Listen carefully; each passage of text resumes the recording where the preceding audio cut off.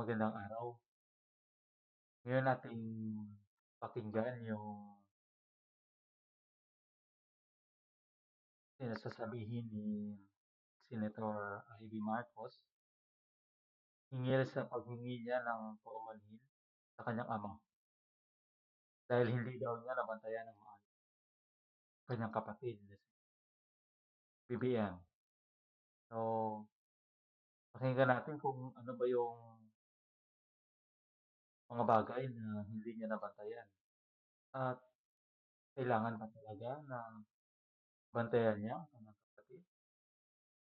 Ano kaya ang gustong sabihin niya sa kanyang salaysay na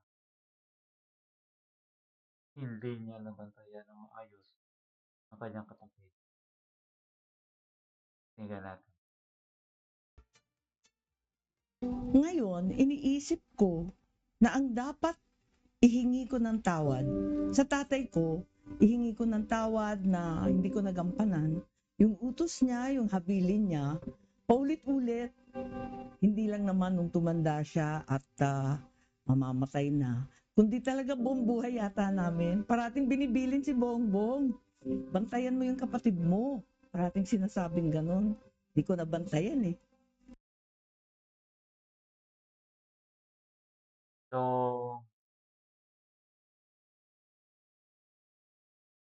ano kaya yung klaseng pagbabantay ang sinasabi ni Jaime Marcos? Hindi ko rin lubos maisip kung ano ba yun. Hindi niya nabantayan na binuksan ni PBBM ang mga usapin tungkol sa korupsyon na nangyayari sa gobyerno. Hindi niya nabantayan yung hakbang na pagpapahuli kay Duterte. Hindi niya nabantayan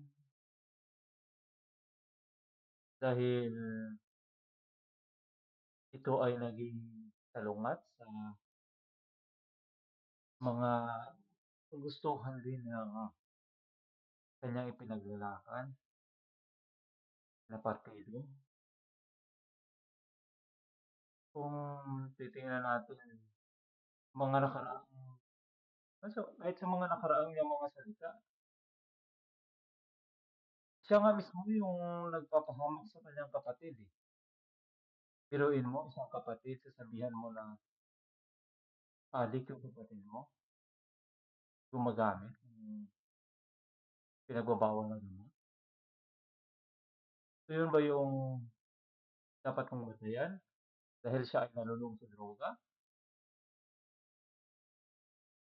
Ano ba yung gusto mong sabihin doon sa hindi mo nabantayan? Ito yung bagay na minsan sumasalungat sa kanyang mga sinasabi. Hindi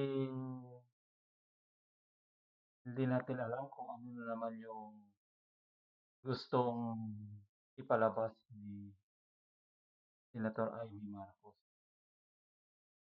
Kasi kung totoong nandiyan ka para sa kapatid mo, sa lahat na laban ni Marcos, ni Bongbong, dapat nandiyan ka sa tabi niya. Hindi mo siya iniwanan. Pero yung lumabas ay ikaw pa mismo yung sabihin natin, isa ka sa sira sa kanyang pangalan. Sa paanong paraan? Harap-harapan mo sa media, sabihin mo yung kapatid mo na nalulong sa pinagbabawal na gamot. 'Di ba mahirap yun na sabihin mo ngayon na hindi mo siya nabantayan. At kung bilang kapatid, dapat nandiyan ka sa oras na siya ay binabatikos, siya ay inaatake ng kanyang mga kalaban. Pero nasaan ka? Yun yung tanong. Tapos sasabihin mo maraming pumipigil. bilang kapatid kahit ano pa 'yan, kung totoong nagmalasakit ka sa kanya, walang sino man ang makakapigil kung gugustuhin mo, 'di ba? Pero hindi ko din masabi na mayroong ibang ibig sabihin o may plano ka na naman na ano, pero nasa sa'yo naman 'yun. Pero para sa'kin, ayos naman yung ginagawa ni PBBM dahil siya ang nagbukas ng pintuan para makita natin kung ano yung nangyayari sa bansa natin dahil sa korupsyon. Kahit pa sabihin natin na maraming nagsasabi na siya yung leader ng korupsyon, siya yung dahilan kung bakit nagkaroon ng karapalan ng korupsyon. Pero kung titingnan natin, maaaring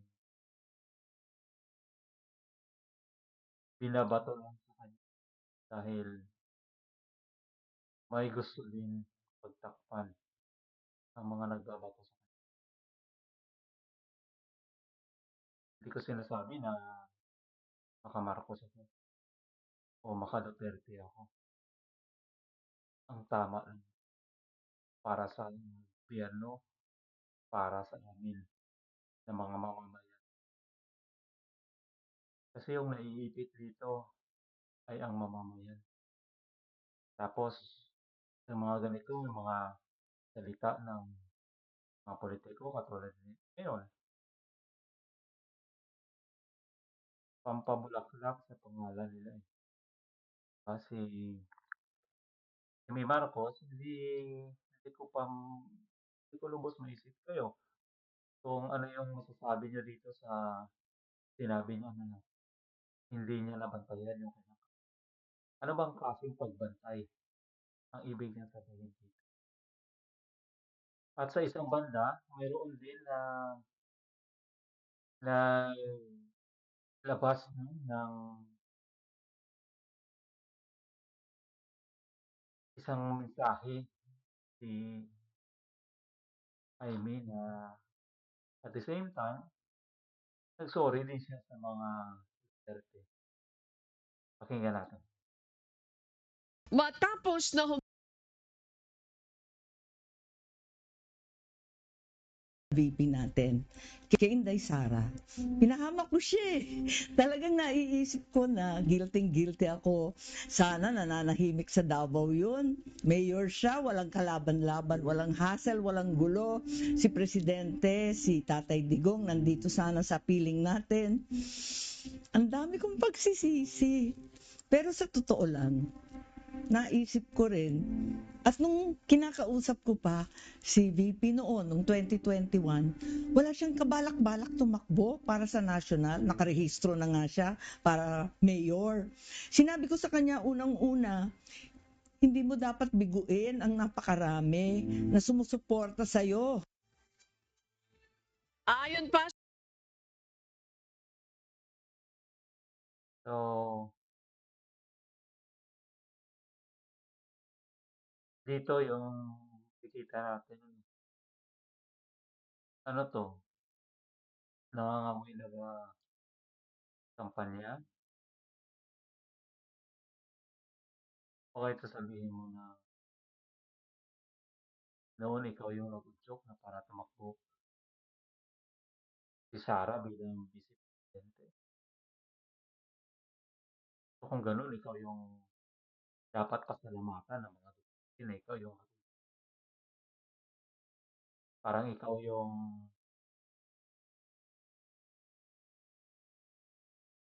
nagpili na tumakbo kasama ng kapatid. Tapos nag-sorry ka kasi dahil sa pagtakbo ni Vice President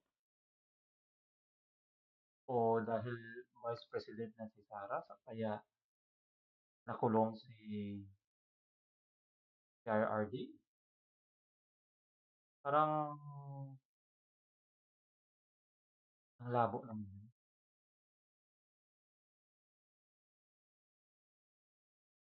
At isa pa,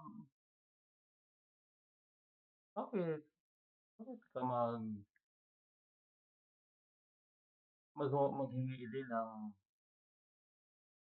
tawad sa mga Duterte? Ano yung ibig mong sabihin, 'di ba? So, pinapakita mo lang dito na tinalikuran mo yung kapatid mo. Unang-una hindi mo talaga siya sinamahan sa kanyang laban sa pulitika. Kasi hinayaan mo siya, eh, tapos sasabihin mo dahil maraming nakapaligid sa kanya kaya hindi ka makapasok. Pinili mo na hindi lumaban kasama niya. Bakit? Dahil takot ka. Saan ka takot? Kanino ka takot?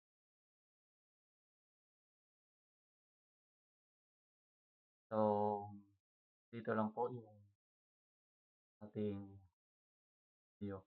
So, kayo po, kung ano yung masasabi niyo dito sa mga pahayag ni Amy Marcos ng paghingi niya ng tawad sa kanyang ama dahil hindi daw niya nabantayan yung kanyang kapatid. Ano ba klaseng bantay ang tinutukoy niya? Pagbantay ba para mapigilan ang paglabas o pagbukas ng pinto para makita natin na bilang mga mamamayang Pilipino, makita natin kung gaano na garapalan ang korupsyon sa ating bansa, lalo na sa flood control na maraming nakinabang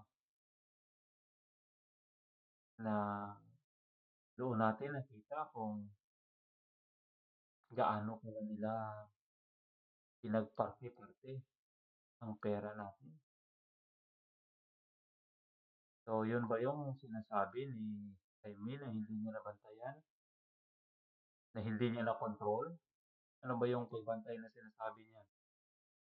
Ang pagbantay, ibig sabihin, control, hindi niya makontrol si Marcos o si BBM, ganun ba yun? At ano to yung paghingi niya ng tawad sa mga na ibig sabihin kasalanan din ni Bongbong Marcos kung bakit nadala sa lahig si PRRD. So, ito yung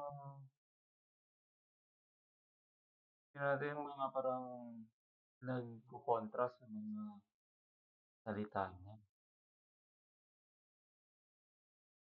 Kasalanan.